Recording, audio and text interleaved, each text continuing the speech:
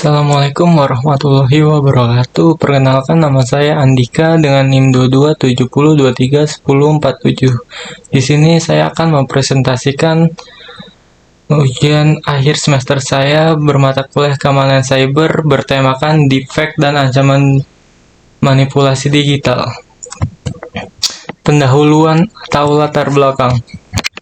Seiring dengan berkembangnya kecerdasan buatan, teknologi manipulasi media menjadi semakin canggih.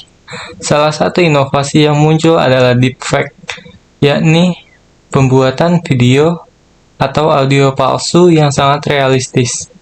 Deepfake berpotensi mengaburkan batas antara kenyataan dan rekayasa digital. Teknologi ini menimbulkan tantangan besar bagi keamanan cyber karena dapat digunakan untuk menyebarkan hoax, menipu publik, dan menghancurkan reputasi seseorang.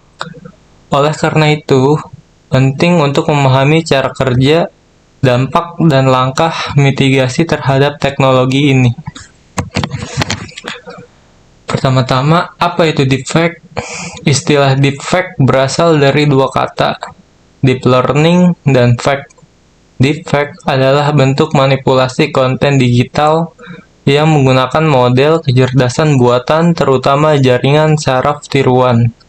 Teknologi ini mampu meniru wajah, suara, ekspresi, bahkan perilaku manusia. Algoritma yang digunakan umumnya berbasis Generative Adversarial Network atau GANs, yaitu dua jaringan neural yang saling melatih satu sama lain untuk menghasilkan konten yang semakin realistis. Meski awalnya digunakan untuk hiburan dan eksperimen teknologi, kini deepfake banyak dimanfaatkan untuk kepentingan negatif. Cara kerja deepfake tahap 1, pengumpulan data ribuan gambar dan klip video dari target dikumpulkan dari internet, media sosial, atau rekaman pribadi. Tahap 2, pelatihan AI. AI dilatih untuk mengenali ciri khas wajah atau suara target dengan membandingkan data tersebut secara berulang. Tahap 3, penyusunan konten. Setelah AI cukup mengenali pola, sistem mulai membangun versi tiruan yang sangat menyerupai target. Tahap 4, penyempurnaan dan output. Sistem kemudian mensinkronkan ekspresi, gerakan mulut, dan audio sehingga video terlihat sangat natural. Jenis-jenis deepfake. 1. Face swap. Mengganti wajah seseorang dengan wajah orang lain dalam video atau gambar. 2. Voice cloning. Meniru suara seseorang hanya dengan sampel rekaman pendek, cocok untuk penipuan telepon atau video call palsu. 3. Lip sync deepfake. Memodifikasi gerakan bibir agar sesuai dengan ucapan palsu atau dubbing digital. 4. Puppet master. Aktor lain mengontrol wajah atau tubuh target. Teknologi ini digunakan dalam animasi atau propaganda palsu. 5. Full body deepfake. Meniru keseluruhan gerakan tubuh dan ekspresi seseorang. 6. Audio deepfake. Audio rekayasa yang bisa mengarahkan pengguna lain untuk mempercayai suara sebagai suara asli tokoh penting. Dampak deepfake di berbagai sektor. Pertama, politik. Deepfake dapat digunakan untuk memalsukan pernyataan tokoh penting dalam kampanye, membuat video seruan palsu yang provokatif, atau menyebarkan ujaran kebencian. 2. Ekonomi. Penipuan keuangan dengan suara CEO palsu atau video presentasi palsu. Perusahaan juga rentan terkena serangan reputasi. 3. Hukum dan keamanan. Potensi disinformasi dalam investigasi hukum, penyamaran digital oleh pelaku kriminal. 4. Media sosial. Banyak pengguna tertipu oleh konten palsu, memicu reaksi emosional, dan menyebarkan informasi palsu secara viral. 5. Sosial budaya. merusak privasi, menciptakan video pornografi tidak sah, menyulut konflik sosial akibat manipulasi konten sensitif. Studi kasus internasional. 1. Presiden Ukraina Volodymyr Zelensky. Video deepfake dirilis di media sosial yang memperlihatkan dirinya menyerah kepada Rusia. Video ini sempat menimbulkan kebingungan di kalangan masyarakat Ukraina.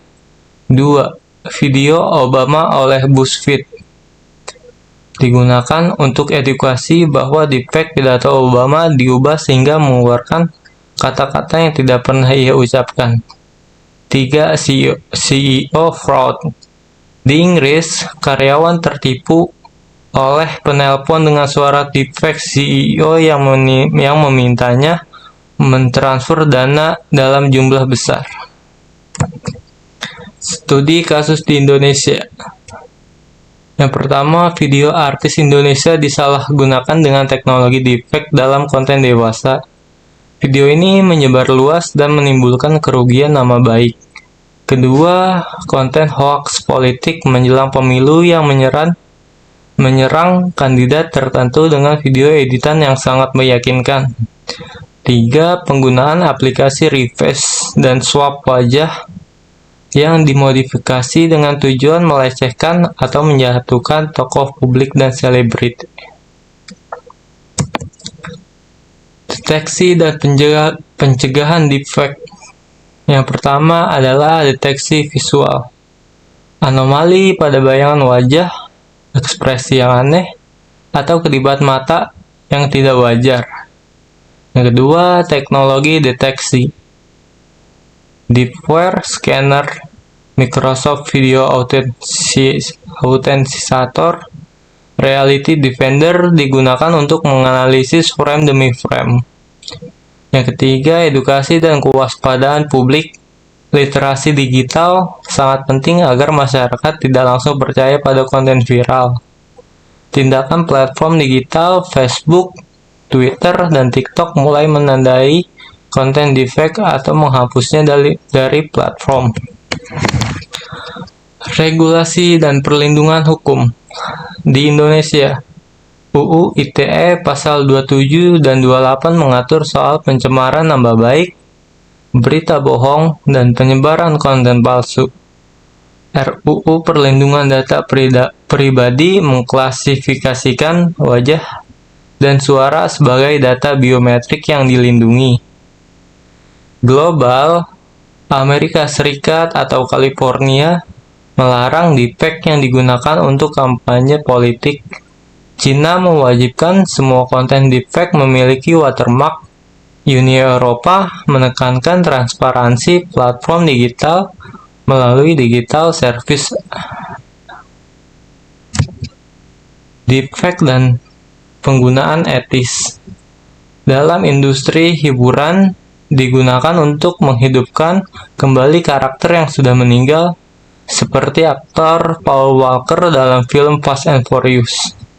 Medis, suara digital digunakan untuk membantu pasien yang kehilangan kemampuan bicara. Edukasi sejarah, memvisualisasikan tokoh sejarah untuk kebutuhan dokumenter dan pembelajaran. Tantangan dan solusi. Tantangan utama, deepfake semakin realistis, sulit dibedakan dengan konten asli. Solusi teknis, pengembangan AI, deteksi yang setara dengan AI pembuat. Solusi hukum, regulasi yang tegas untuk menjerat pelaku penyebar konten palsu. Solusi sosial, kampanye digital literally untuk membekali masyarakat agar tidak mudah tertipu. Kesimpulan dari presentasi saya adalah deepfake adalah inovasi canggih yang bisa menjadi bencana jika jatuh ke tangan yang salah. Ancaman nyata di berbagai sektor, politik, sosial, hukum, ekonomi, dan keamanan. Deteksi, edukasi, dan regulasi adalah 3 pendekatan utama untuk mengatasi penyalahgunaan deepfake. Kesadaran dan kewaspadaan setiap individu menjadi benteng utama melawan manipulasi digital. Sekian presentasi dari saya. Wassalamualaikum warahmatullahi wabarakatuh.